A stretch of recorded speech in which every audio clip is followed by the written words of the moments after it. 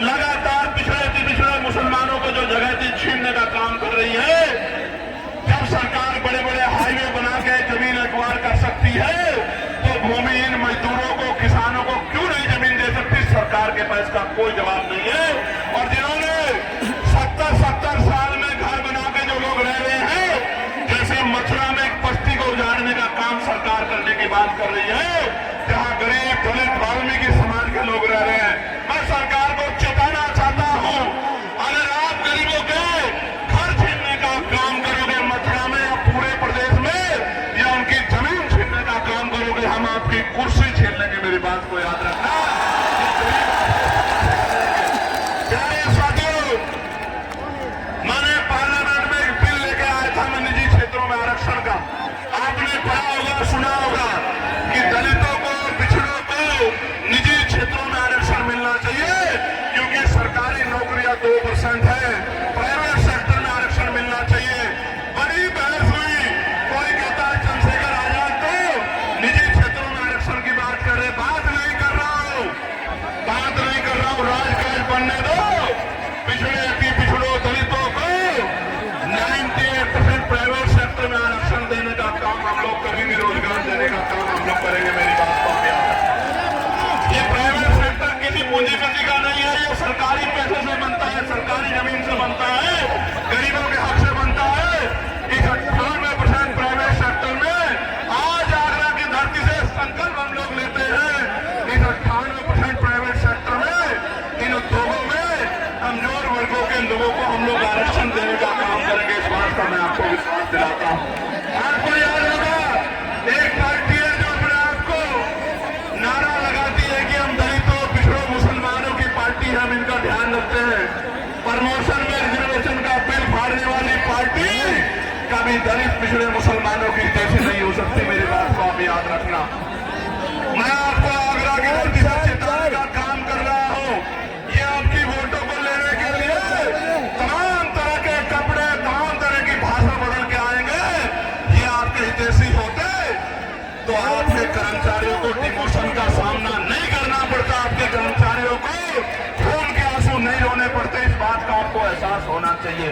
और अगर हम लोग को मौका मिल जाएगा तो पिछड़े, अति पिछड़ों को भी दलितों के साथ प्रमोशन में आरक्षण दिलाने का काम हम लोग उत्तर प्रदेश में करेंगे। मेरी बात को आप याद रखना। प्यारे साथियों, मैं तो यहीं तक नहीं, मैं सामाजिक न्याय को मानने वाला व्यक्ति हूँ। आगरा की धरती पर खड़े हुए कह रहा हूँ, इसलिए तमाम लोग मेरे पीछे षड्यंत्र कर रहे हैं कि दलितों की तरह पिछड़े वर्ग के लोगों को भी पॉलिटिकल रिजर्वेशन हम लोग दिलाने का काम करेंगे विधानसभा, लोकसभा में। मेरी बात को आप याद रखना। जो कोई नहीं कर पाया वो बाबा साहब अम्बेडकर के बच्चे करके दिखाएंगे। मुस्लिम भाइयों, आप भी तैयार हो जाओ, हिम्मत करके दिखाओ। आजाद समाज पार्टी आपको भी संख्या के हिसाब से आप बेहतर दिला कर रहेगी। मेरी बात को याद रखना। और अति पिछड़े वर्ग के लोगों को कहना चाहता हूं, उनके मन में भय रहता है। आरक्षण 27% दिया गया, जबकि आबादी 52% थी। मैं आपको विश्वास दिलाता हूं कि पिछड़ी वर्ग के लोगों को, आज प्रजापति कश्यप मौर्य, साकेत बिंद कुशवाहा, राजभर, तमाम लोगों को 15% उत्तर प्रदेश में अलग से आरक्षण की व्यवस्था करा के देंगे। मेरी बात को आप याद रखना, जिससे कि कोई विवाद ना रहे और आपकी भी संख्या कम ना रहे, आपको भी आगे बढ़ के आने का मौका मिले। आज प्रजापति सेन, विश्वकर्मा मौर्य का बच्चा भी, निसार का बच्चा भी, दुनिया चौहान का बच्चा भी मुख्य धारा में। इस बात का भी मैं आपको विश्वास दिलाता हूं। प्यारे साथियों, आगरा में जूते का व्यापार होता है, अलीगढ़ में ताले का बड़ा काम है, फिरोजाबाद में कांच का बड़ा काम है। जीएसटी, पहले जीएसटी की मार, फिर लाइसेंस में गैर जिम्मेदारी, फिर छापेमारी के नाम पर लगातार उत्पीड़न किया जा रहा है। लगातार कारीगरों को, मजदूरों को मजबूर करने का काम ये सरकार कर रही है। छोटे छोटे व्यापारी आगरा में जब रिक्शे से अपना माल भेजते हैं तो जीएसटी के अधिकारी उनको पकड़ के 50-50 हजार रुपए की रिश्वत वसूलने का काम करते हैं। राजकाज बदलने दो, एक एक पैसे का हिसाब होगा जो गरीबों का छीनने का काम कर रहे हैं, मजदूरों का। मैंने तो पत्र लिखा था सरकार को कि जीएसटी जीएसटी में छूट करो। और मैं कहना चाहता हूं हमारा व्यापार मंडल मजबूत है, किसी व्यापारी को दिक्कत हुआ करे तो हमारे भीम व्यापार मंडल के साथियों से मिल लिया करो, अपनी समस्या इनको बता दिया करो। प्यारे साथियों, अभी अभी यूजीसी के नए नियम आए हैं, बड़ी चर्चा हो रही है, बड़ा विरोध हो रहा है, और मैं आपको स्पष्ट कहना चाहता हूं वही विरोध कर रहा है जो जाति के आधार पर एससी एसटी ओबीसी के बच्चों का शोषण करने का काम करता है, उनको अपमानित करने का काम करता है। इससे किसी को दिक्कत नहीं है सिवाय द्रोणाचार्य के जो एकलव्य का अंगूठा काटना चाहता है। उसके अलावा यूजीसी के नए नियमों से किसी को दिक्कत नहीं है। और मैं सरकार को कहना चाहता हूं, चंद मुट्ठी भर लोगों की वजह से अगर यूजीसी पे फैसला वापस हुआ तो हम 85% बहुजन समाज के लोग सड़कों पर उतर के सरकार को बताने का काम करेंगे कि हमारे बच्चों के जो जितना जो है बड़ी बड़ी यूनिवर्सिटियों में सुसाइड और तमाम तरह के अटेम्प्ट हो रहे हैं, इस अपमान को, इस दर्द को हम लोग भूलने वाले नहीं। ये चेतावनी भी मैं सरकार को देना चाहता हूं। ये सरकार धर्म की बात करती है, गौरव यहां खड़े धर्म की बात सरकार करती है, और अभी अपने धर्म के शंकराचार्यों के साथ कैसा व्यवहार कर रही है आप लोग देख लो। प्रयागराज इसका बहुत बड़ा उदाहरण है, जो अपनों की नहीं हुई। हालांकि मेरा उनसे वैचारिक मतभेद है, क्योंकि वो वर्ण व्यवस्था को मानते हैं, मनुस्मृति को मानते हैं, ये उनका अधिकार है, लोकतंत्र है, आर्टिकल 25-26 है। लेकिन हम लोग संविधान को मानने वाले लोग हैं, मानवता को मानने वाले लोग हैं, भगवान बुद्ध को मानने वाले लोग हैं। हम लोग किसी के साथ भी अन्याय बर्दाश्त नहीं करते। इसलिए वैचारिक मतभेद के बाद भी मैंने कहा कि वहां गलत हुआ, जिस तरह से उनके शिष्यों की चुटिया पकड़ पकड़ के उनको खींचा गया। ये इस बात का उदाहरण है कि जब सत्ता तानाशाह हो जाती है तो पहले उसी का इलाज करती है जिसने उसको सत्ता में लाके बिठाने का काम किया है। प्यारे साथियों, आज उत्तर प्रदेश में बरेली में अन्याय हो रहा है आप सबके सामने। आज हाथरस में अन्याय हो रहा है, हाथरस के जख्म अभी हम भूले नहीं है। आज बुलंदशहर में क्या हाल है, प्रयागराज आपको याद होगा किस तरह से 90 बच्चों को जेल भेजने का काम इस सरकार ने किया था। और प्रयागराज में कौशाम्बी में अपनी बाल समाज की बच्ची को मुझे जाने नहीं दिया था उनके घर पे। और आपको याद होगा कानपुर देहात में क्या अन्याय हुआ, आपको याद होगा अरुण वाल्मीकि के यहाँ हम लोग आए थे जब उस बच्चे को मार दिया था, उसकी 30 दिन की उसकी गर्भवती पत्नी को पीटने का काम किया था। मैं उस दिन में उनके आंसू पूछने के लिए आया था। हाथरस के परिवार को मुख्यमंत्री ने वादा किया कि नौकरी और घर देंगे, नहीं दिया। ये इनके वादे खोखले हैं। और अभी मेरठ में आपने देखा, मेरठ के कपसाड़ में एक चुनाव सांसद अपनी बहन से और अपनी मरी हुई मां से नहीं मिल पाया, पुलिस लगा के मुझे रोकने का काम किया। मैं कहना चाहता हूं, मुझे तो रोक लोगे, मैं संविधान को मानता हूं, लेकिन इनको कैसे रोकोगे जब ये अपने पैरों पे खड़े हो जाएंगे? मुझे रोक लो, मैं कानून को मानता हूं, लेकिन कानून चलाने वाले हाथ जब इनके हो जाएंगे, जब इनका राज कहा जाएगा कमजोरों का, तब इन गुंडों को कैसे बचाओगे? इनके बारे में, गुंडों के बारे में सोचो। प्यारे साथियों, मैं बहुत जिम्मेदारी से आपको ये कहना चाहता हूं, इस जनजाति को रोकने के लिए हमें कमर कसनी होगी, क्रांति के लिए तैयार होना पड़ेगा। और क्रांति संवैधानिक रूप से वोट के रूप में होगी। जब मैं सड़कों पे था, सड़कों पे लड़ता था, आज पार्लियामेंट में आपने भेज दिया है, तो बताओ पार्लियामेंट में आपकी आवाज गूंजती है नहीं गूंजती है? क्या 543 में नीले पटके वाला दिखाई देता है, नहीं दिखाई देता है? कहीं छिप तो नहीं जाता?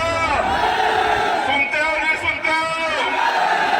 प्यारे साथियों, इस देश में 15 अगस्त 1947 को तय हो गया था। मुस्लिम समाज के भाई सुन लें, जैन समाज के भाई, सिख समाज के भाई, बौद्ध समाज के भाई, क्रिश्चियन समाज के भाई सुन लें, हमारे जो मसीह समाज को मानने वाले लोग हैं वो भी सुन लें।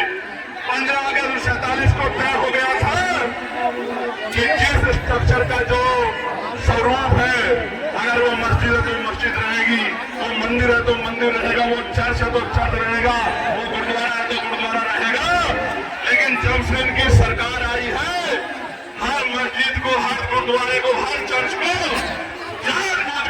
टारगेट करने का काम ये सरकार कर रही है कि इनका राजनीतिक एजेंडा कामयाब होता रहे।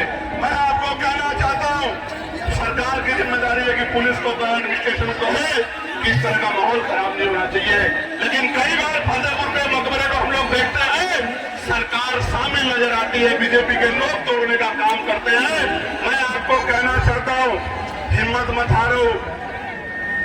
जब माहौल खराब करने वाले लोग हैं तो आपका हाथ पकड़ के आपके साथ चलने वाले लोग भी है। मेरी बात कर, आपने अभी तक कभी इसे ताकत दी, कभी उसे ताकत दी, कभी उसे ताकत दी। एक बार बाबा साहब अम्बेडकर के सच्चे बच्चों को ताकत देकर देखो, गुंडागर्दी का माहौल ठंडा हो जाएगा और स्वाभिमान सम्मान के साथ आगे बढ़ने का मौका मिलेगा।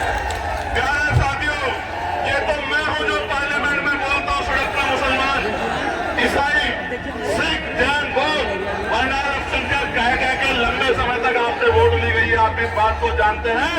ये तो हिम्मत चंद्रशेखर आजाद के अंदर है कि जो धर्मनिरपेक्ष है, संविधानवादी है, सबके हितों की बात करता है, सबके हितों को आगे बढ़ाने की बात करता है। ना अमीर देखता है, ना गरीब देखता है, ना कमजोर देखता है, ना ताकतवर देखता है। प्यारे साथियों, आप हमारा न्याय प्रिय चरित्र देखना चाहते हो तो सुनो। संभल में जिस जज साहब ने पुलिस पे मुकदमे करने का ऑर्डर दिया, उस जज साहब, माननीय जज साहब को, जिन्होंने निष्पक्ष ऑर्डर किया, निडर होकर ऑर्डर किया, सरकार के सामने न्यायपालिका का सच्चा चरित्र रखा, रातों रात उन जज साहब का ट्रांसफर कर दिया गया। वो सुधीर साहब इसी दलित समाज के बच्चे हैं। इस बात का आप लोगों को गर्व, हमें गर्व है इस बात का कि हमारा चरित्र न्याय प्रिय है। अगर पूरी सरकार भी विरोध में खड़ी है तो हमारी कलम किसी का नुकसान नहीं कर सकती, न्याय देने का काम करेगी। मैं तो यामीन साहब के उन बेबस पिता की तरफ देखता हूँ, जिन पिता को उम्मीद थी कि न्याय मिलेगा, आज उनसे न्याय छीना जा रहा है। प्यारे साथियों, याद रखो, चोन जाति जब बढ़ जाएगी तो जनता उसको उखाड़ फेंकेगी। वही समय आ गया है, यहाँ से वहां तक ये नीला समंदर इस बात का ऐलान कर रहा है। आगरा में खड़े होकर ये राजधानी है, आगरा कमजोरों की राजधानी है या नहीं है? राजधानी बताओ, जोर से बताओ, है या नहीं है? ये राजधानी में खड़े होकर मैं आपको कह रहा हूँ, पिछड़ो दलितों को, मुसलमान भाइयों को, सिख भाइयों को, जैन भाइयों को, बुद्धिस्ट भाइयों को न्याय दिए। सामान्य जाति के लोगों को भी कह रहा हूँ, ये सरकार धर्म के नाम पे आपको कमजोर कर सकती है, कभी आपको आगे नहीं बढ़ा सकती।